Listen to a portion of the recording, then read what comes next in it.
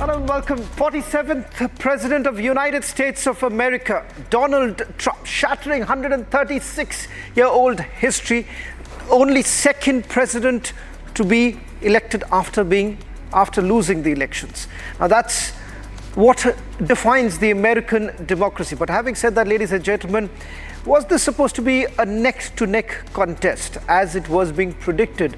Or have projections all gone wrong? Because this has turned out to be yet another fascinating elections that have taken place in the United States of America with Donald Trump back in office. Now, what does this essentially mean on several issues, starting from immigration to geopolitical issues? All this and much more in this edition as we take you through what does the election of Donald Trump really mean for the world. All this and much more, but first let's take you through the headlines we're tracking at this hour.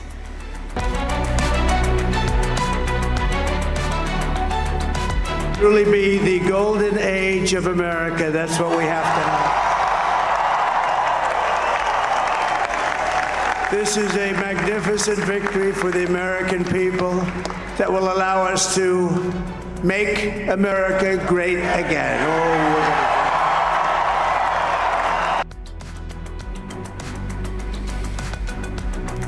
Donald Trump makes a historic speech in Florida, lays the emphasis on slogan, "Make America Great."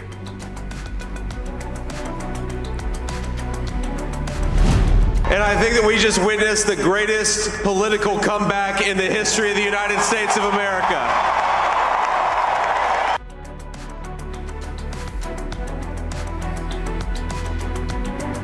Vice President-elect J.D. Vance congratulates Trump during the speech, calls the victory the greatest political comeback. People have told me that God spared my life for a reason.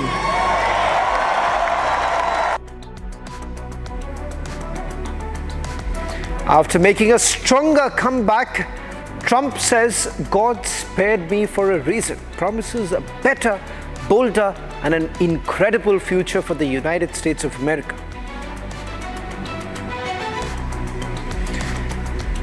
Congratulatory messages pour in for Donald Trump, from Prime Minister Modi to French President Emmanuel Macron to Israeli Prime Minister Benjamin Netanyahu and Volodymyr Zelensky. World leaders make a beeline to congratulate Donald Trump. After Trump's landslide victory, Kremlin issues a statement, says Putin does not plan to congratulate Trump on his victory. Iran's currency hits an all-time low. Bitcoin and dollar up as Donald Trump trumps Kamala Harris in US elections 2024.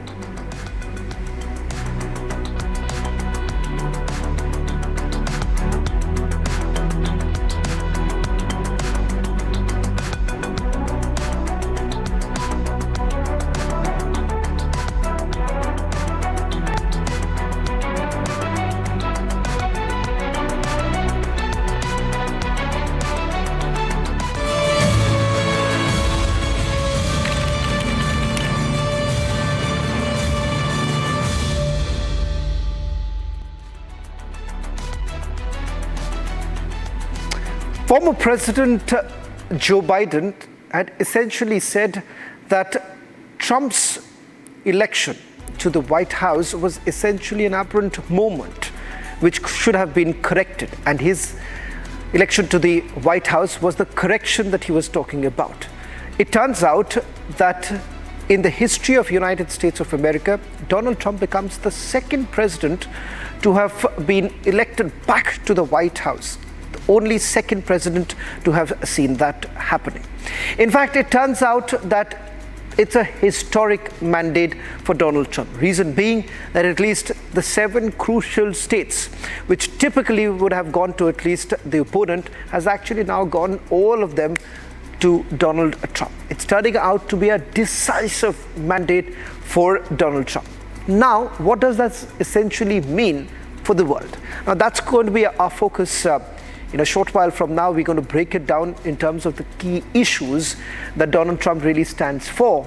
And what does this mean for India? That's going to be our focus tonight. But our first, take a look at how did Donald Trump really manage to get this historic mandate? Next to you and the men first till today, 'cause there ain't no doubt I love this land. God bless the USA.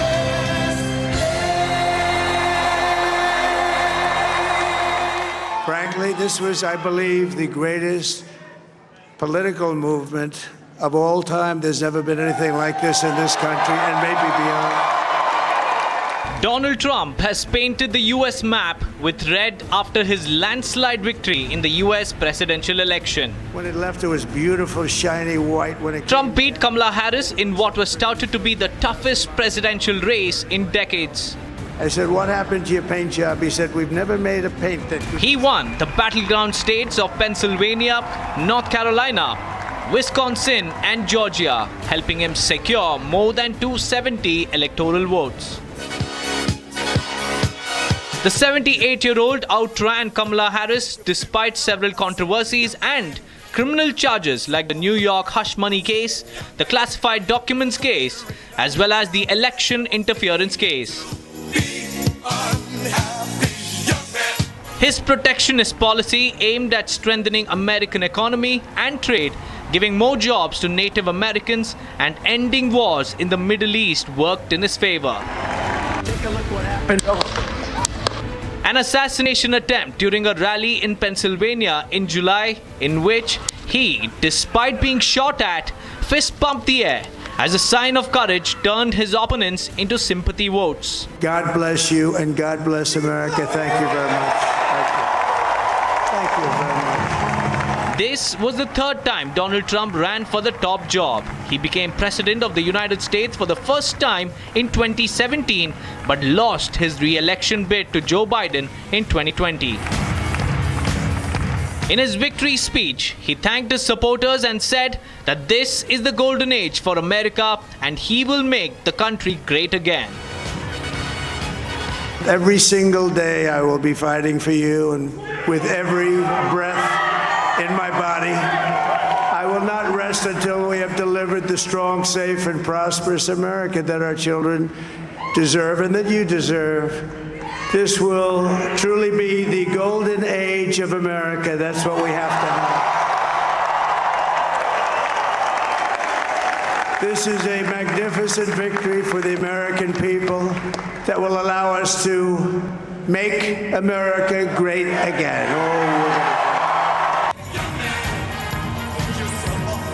The curtains have closed on the polls, but for America, this is the new dawn under Trump 2.0.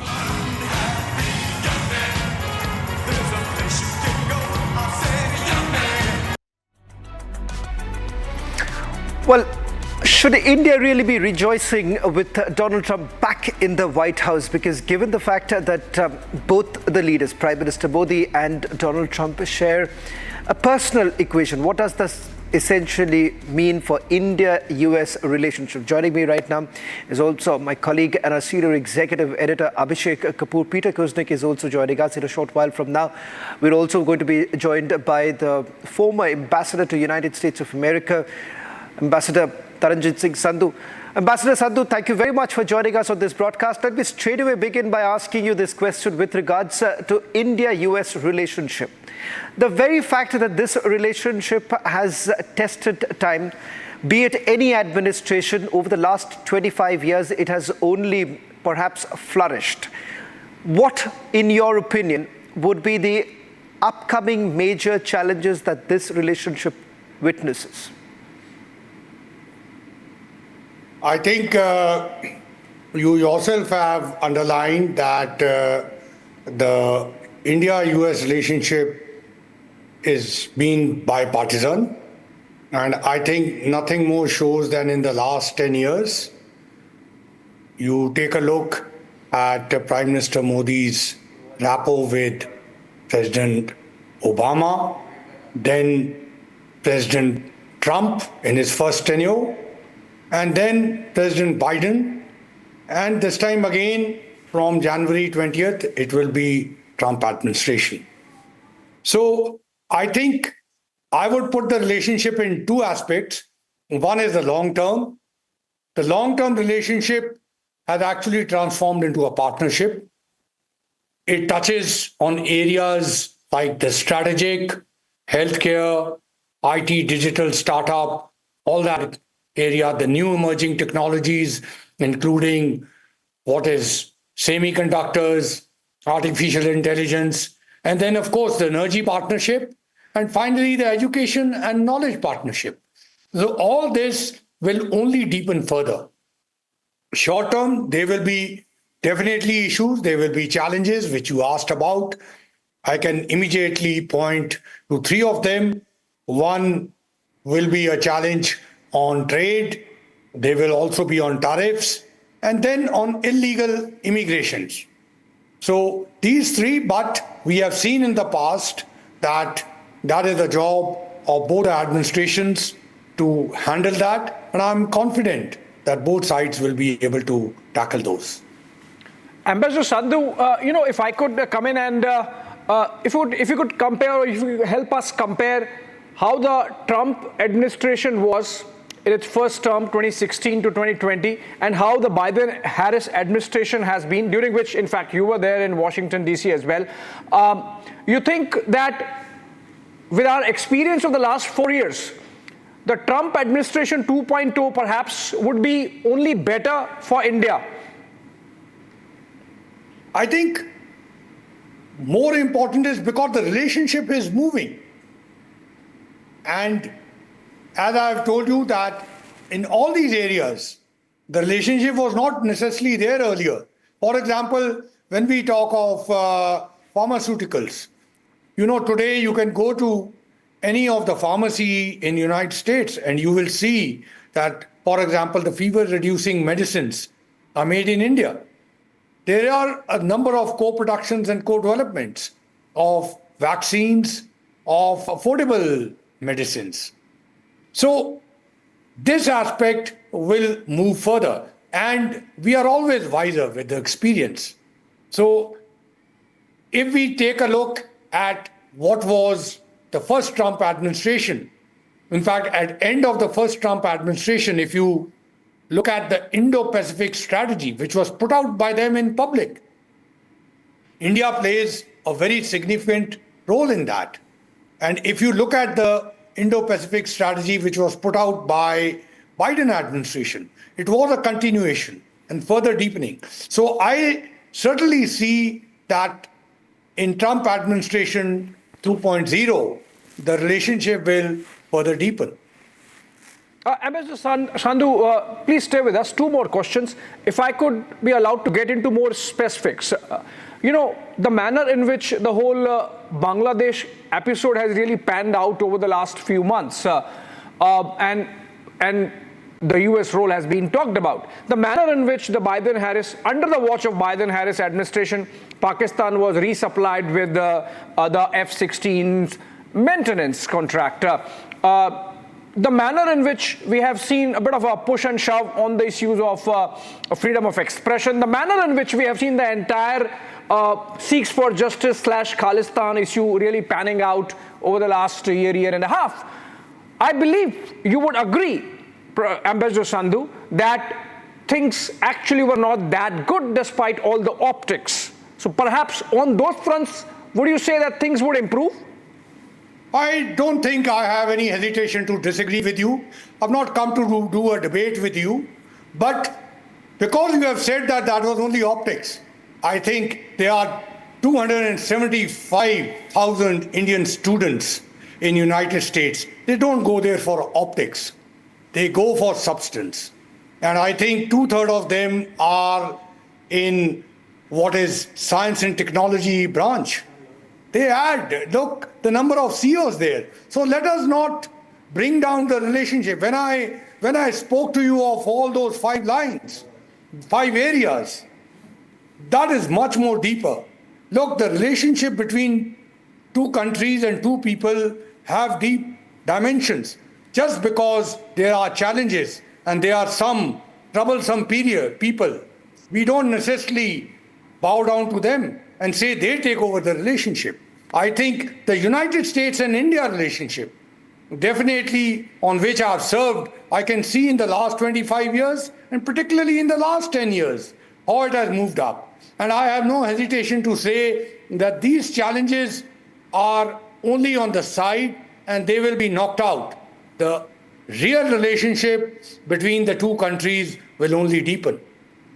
Ambassador Sandhu, just to take this forward in terms of geopolitics and the current situation, President-elect Trump assumes office at a time when the situation is extremely volatile. We're looking at least two situations, one Russia, Ukraine, and the other being in Israel.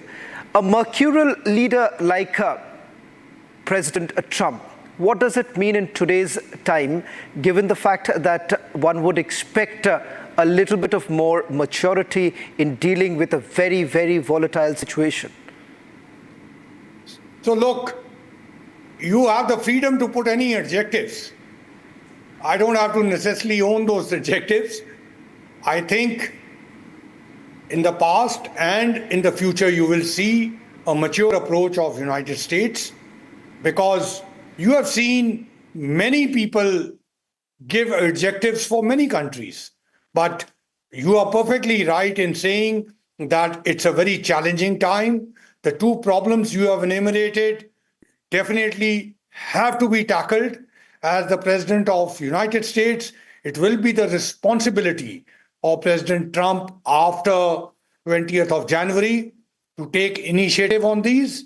He has said that he will take initiative, and I can certainly with confidence say that India has already assumed the role of problem solver. Prime Minister Modi has taken a number of initiatives, and India will be an important player, an important actor in resolving these. These problems need to be resolved, and I'm sure that the countries will come together and we will not move towards a World War III situation. Very valid that point is you not made. in the interest of anyone. So last question before we let you go. Since you mentioned that we are not actually going to move towards World War III now, just some more specifics. You think President Trump is going to make sure that the war in Europe, as he promised, tapers off, cools off, things cool off, the war sort of ends somehow? Is he going to make an outreach to Russia, to President Putin? Is he going to go back to his days of Abraham Accords and make sure that the Middle East is peaceful again? And how? So look, I'm not advisor to President Trump, but I can fairly guess that as the President of the United States, it will be his responsibility to his country and to the world. And he will take a number of initiatives. What kind of those initiatives are going to be, it's only a guess. But nevertheless, the aim and the objective, as he has indicated very clearly, will be to resolve the situation, to get everybody to come together and bring peace back to the world. As I said, look, the World War III is not in the interest of anyone. And therefore, very responsible countries in the world, including India, will play an active role in trying to resolve the situation. How it will be done? Certainly, it's not an easy situation. But look, when there are challenges, that's where opportunities arise too. Well, thank you very much, Ambassador Sandhu, for taking out the time and speaking to Republic TV and putting this into perspective, because who better than you, Ambassador Sandhu, to understand the changing times, someone who's spent a considerable time understanding the administration in the United States of America. I'll just take one more minute. Yep. And Please I go ahead. am just reminded, since I'm on Republic, in 2020, and Arnav will remember, we did an interview. At that time, COVID had struck. And everybody was saying it's an impossible situation. What will the United States do? Take out my interview. I mentioned that United States, in terms of technology, will come out with solutions with vaccines. And it did by end of the year. So therefore, this is not rhetoric. I'm sure, and that time too, President Trump was the President of the United States. I'm sure this situation requires full attention, and we will get the attention of the top leaders of the world. Thank you very much. Thank you so much, sir. Thank you so much. Thank you. Well, in fact, let's also take you through how is the world really viewing this, and particularly as far as India is concerned. Peter Kuznick, I'm sorry for the delay in bringing you in, but before I just come to you and take that first question, let me just take our viewers through what does the presidency of Trump essentially mean for India?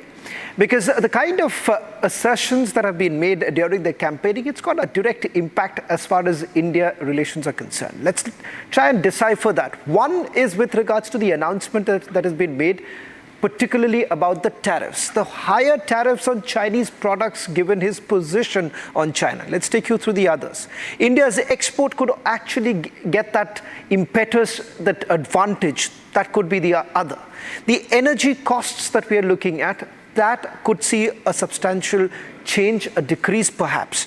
Indian oil companies may really benefit from this relationship given the fact that you have certain deals in the pipeline. Manufacturing, defense sectors could also grow given how India has done that hard bargaining negotiation when it comes to the manufacturing sector and particularly defense. Companies running in both the nations may also gain. Of course, there is a fear in terms of the protectionist view that has been taken by the Trump administration in the past. Supply chain efficiency may also improve. So these are some of what we are essentially looking at, the immediate gains that can actually happen with President Trump at the helm of affairs. Opportunities for Indian defense firms. So put together how exactly in the days to come the business climate could also improve. And that is one of the reasons why the Indian diaspora in the United States of America appear to be extremely gung-ho about the re-election of Donald Trump. Indian equity markets, of course, you've already seen the kind of response that has come in from the markets from the time there was a projection that Donald Trump could become the 47th president of the United States of America. Again, a thumbs up really coming in from the markets too.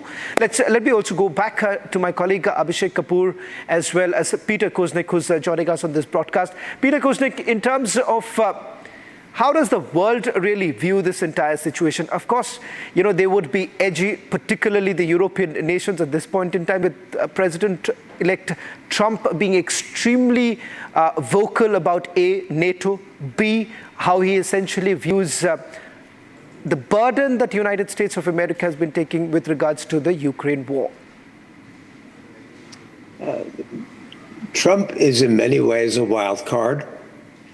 People don't know exactly what to expect, but based on what he did during his first 4 years in office and what he said during the campaign, the Europeans are quite alarmed because his comments like, Putin, do whatever you want to the European countries that don't pay their fair share.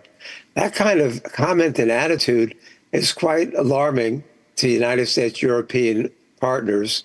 Biden, from the day he took office, did everything he could to strengthen America's relations with its allies. Trump had a very, very different approach, a transactional approach.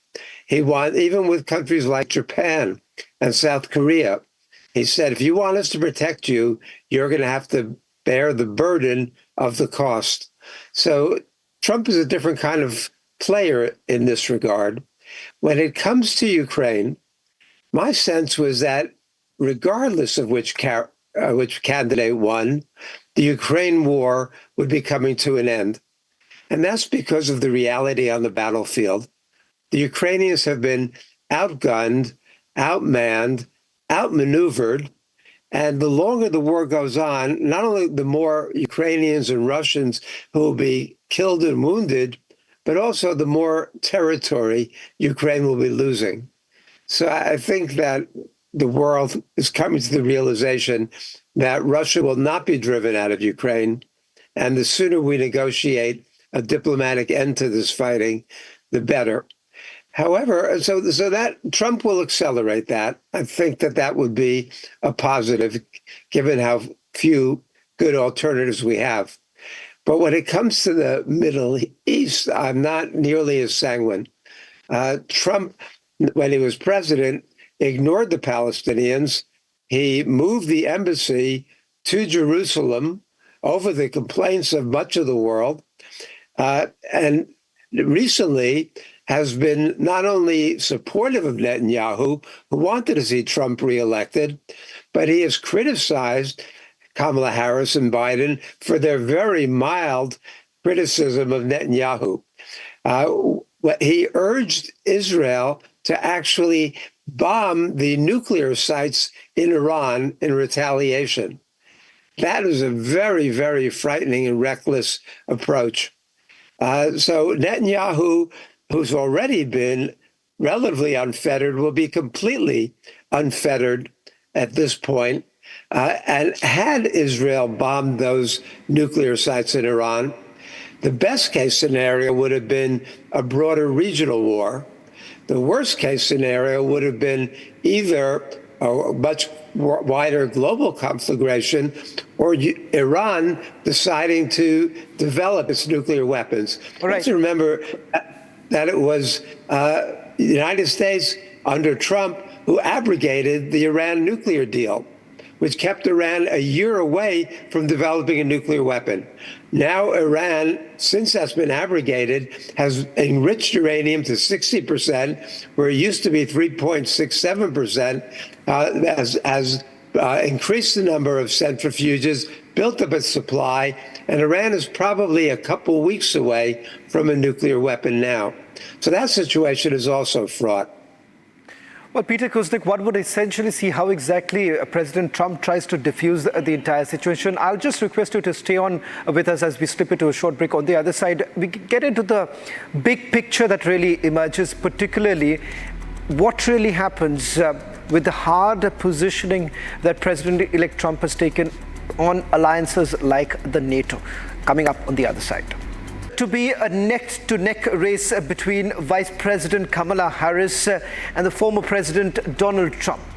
But it has now turned out to be a decisive victory for Donald Trump. So much so, only second president in the history of United States of America of coming back to power after losing one. So what really worked for Donald Trump, particularly at a time when we have seen a vitriolic campaigning taking place in the US? Key issues starting from immigration to abortion to geopolitical issues on which many would say Donald Trump had taken a very hard positioning. So what really worked for Donald Trump? Take a look at this report.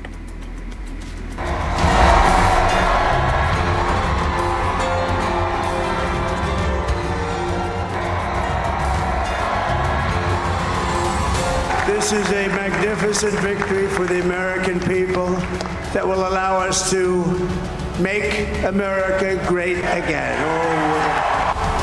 In one of the tightest battles in the US history, Trump has emerged victorious in the 47th US presidential elections. Going to help our country heal. We're going to help our country heal. We're going to fix our borders. We're going to fix everything about our country. And we made history for a reason tonight, and the reason is going to be just that. It is now clear that we've achieved the most incredible political thing. I want to thank the American people for the extraordinary honor of being elected your 47th president and your 45th president. In the 7 key battlegrounds, Donald Trump snatched all the swing state victories and painted them red. Trump's America First and protectionism approach. Every single day I will be fighting for you, and with every breath in my body, I will not rest until we have delivered the strong, safe, and prosperous America that our children deserve and that you deserve. This will truly be the golden age of America. That's what we have to have. To pledging to reduce corporate tax burden and even the stand on immigration issue. We're going to have to seal up those borders, and we're going to have to let people come into our country. We want people to come back in, but we have to let them come back in, but they have to come in legally. They have to come in legally. Trump, in his marathon campaign rallies, spoke on issues that struck a chord among the masses. In his victory speech, Trump reignited the issues that will be taken up by his administration. Trump pledged dominance in energy sector, saying America has more liquid gold than Saudi Arabia or Russia.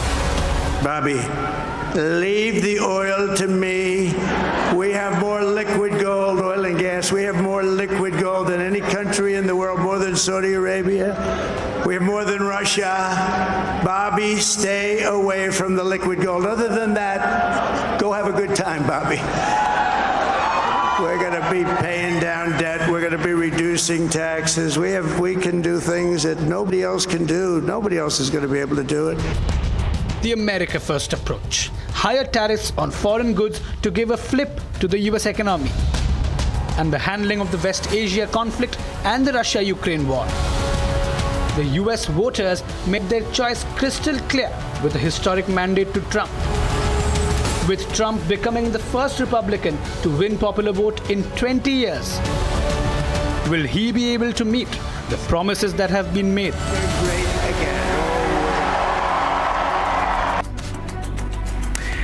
All that Donald Trump essentially promised has found resonance with his key voters.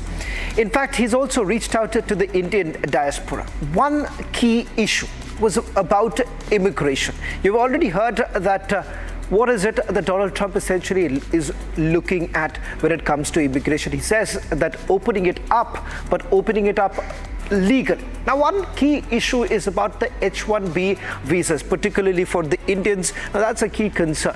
Between 2016 and 2020, during his first term, this is what his policy essentially looked like. Policies that were aimed at reducing immigration. This is likely to be an extension because he's clearly given that indication in the victory speech. Policies that were basically aimed at prioritizing the US workers. This is the part which might really hurt the Indian diaspora, particularly those who have recently moved to the US and are essentially looking at perhaps looking at settling down.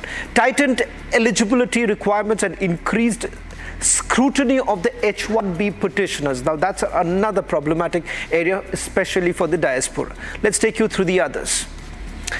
Introduced wage-based selection for H-1B lottery. So that was also to be done in an ad hoc manner. That is the reason why this turned out to be a little unstable policy of the Trump presidency in the first term. Suspended visas and limited foreign workers during the pandemic. Now, that was also aimed at protecting American companies, and what he essentially indicated was the America First policy. That's the reason why you've seen the large suspension that actually took place during the pandemic. So would any of this really change? Because that, ladies and gentlemen, is going to be something that is going to hurt several people, particularly the Indian diaspora. Let me once again go back to Peter Kuznick, who's joining us on this broadcast. Peter Kuznick, with regards to immigration, the policy was crystal clear. What do you think that really worked for President-elect Trump as far as the promises that were essentially made, which perhaps found a lot of resonance on the ground? Again, it's quite ironic. His big issue when he ran in 2016 and his big promise was, I'm going to build the wall and Mexico is going to pay for it. Well, first of all, he didn't build the wall. And secondly, Mexico never paid for it. But he makes an issue out of immigration in a way that no other politician has succeeded in doing. And what he's done is he's played upon the fears of the American electorate. When we see him talking about the purity of the American blood and how these immigrants are impurifying the American blood, that harkens back to Nazi Germany and Hitler's sloganeering. When we see him talking about immigrants responsible for crime, for murder, for rape, there certainly are instances that you can point to about illegal immigrants or undocumented immigrants committing crimes. But as a proportion of all crimes that are committed, the immigrants actually commit a lower proportion of crime than do other Americans. But it's this idea of playing upon fear, of dividing people, that's been very, very effective. I mean, it's sad to see. In terms of Indian immigrants, I mean, when Trump talks about making America great again, what he means is make America white again.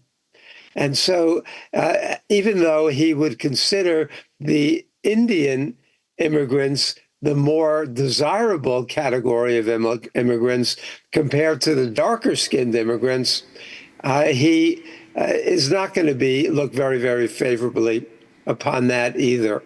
So we have to realize, unless Trump's rhetoric is one thing, we'll see if he follows through on these policies.